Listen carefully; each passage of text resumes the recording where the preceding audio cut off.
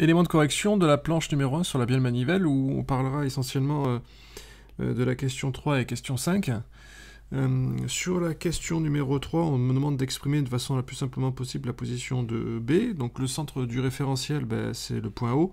Et donc, on va simplement exprimer le vecteur OB. Et le vecteur OB, ça sera partial OA plus AB.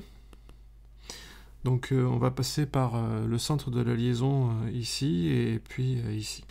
Le sujet nous donne directement ses coordonnées en fonction des référentiels des pièces. Donc là, la pièce bleue de la pièce rouge. Et donc on va avoir ici... je vais prendre quelque chose de plus fin. On va avoir ici, donc le rayon de la pièce, la longueur de la manivelle portée par le vecteur x2 plus la longueur de la biellette, donc c'est grand L, portée par le vecteur x3.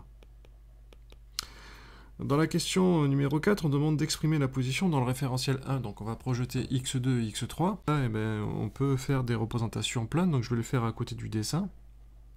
Donc ici, y1 et puis le x2 ici.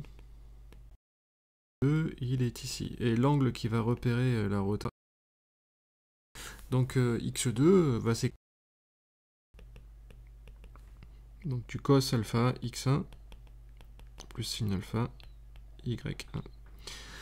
Le x3 pareil, hein, donc on va se positionner dans le référentiel pareil, x1 y1.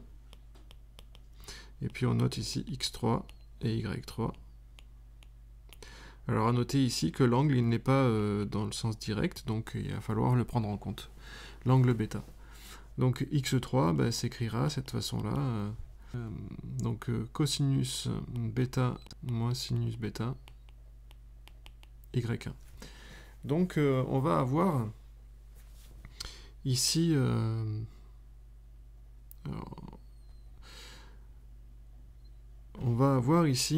une notion particulière, c'est-à-dire que je vais avoir un vecteur OB qui va s'écrire avec des composantes sur x1 et y1. Or, la position du vecteur OB, on l'a vu dans sa trajectoire précédemment, il est toujours sur l'axe OX1.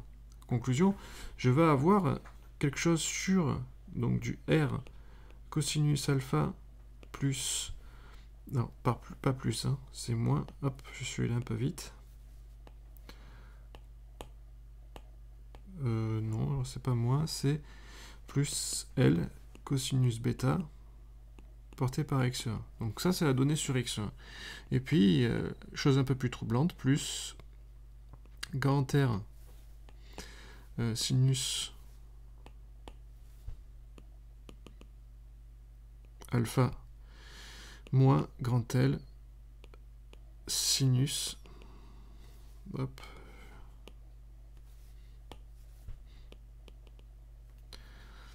sinus bêta porté par y1. Comment est-ce qu'on peut avoir quelque chose sur y1, sachant que la trajectoire va tout de suite? Si je regarde sur le plan, ici je peux tracer un triangle rectangle, et ce triangle rectangle, en fait, ce qui se passe, c'est que cette grandeur-là est égale à R sinus alpha et va être égale à L sinus bêta. Conclusion, OB ne s'écrira que avec du R cos alpha plus L cos bêta porté par x1. Si je calcule sa vitesse, je vais dériver la position donc en question numéro 5. Si je calcule la vitesse du point B appartenant à 3 par rapport à 1, c'est la dérivée de OB sur dt par rapport au référentiel R1. Et donc, ça sera du R alpha point, donc il y a un moins devant, sinus alpha, moins L bêta point sinus bêta, le tout facteur de x1. Et donc voilà cette vitesse qui est portée par x1 et qui dépend de ça.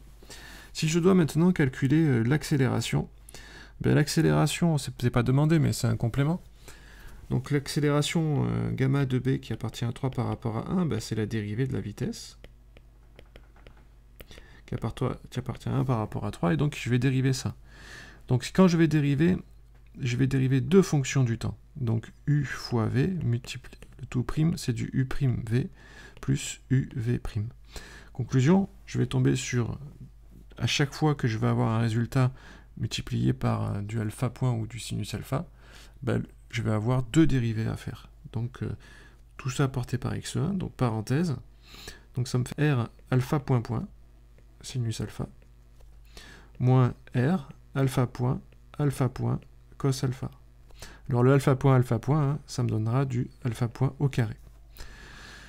Moins L bêta point point sinus bêta, moins L bêta point au carré cosinus bêta. Et tout ça porté par x1. Donc on peut, si on le veut, vérifier si c'est homogène. Donc ici, j'ai bien quelque chose en mètres. Ici, j'ai du radian seconde moins 2 fois seconde moins 2, et puis sans unité. Alors le radian, c'est sans unité, ça fait des mètres seconde moins 2. Pareil ici, seconde moins 1, le tout au carré, ça fait seconde moins 2, mètre seconde moins 2. On retrouve la même chose dans les deux autres résultats. Et donc on a bien l'accélération qui va être égale à cet ensemble-là.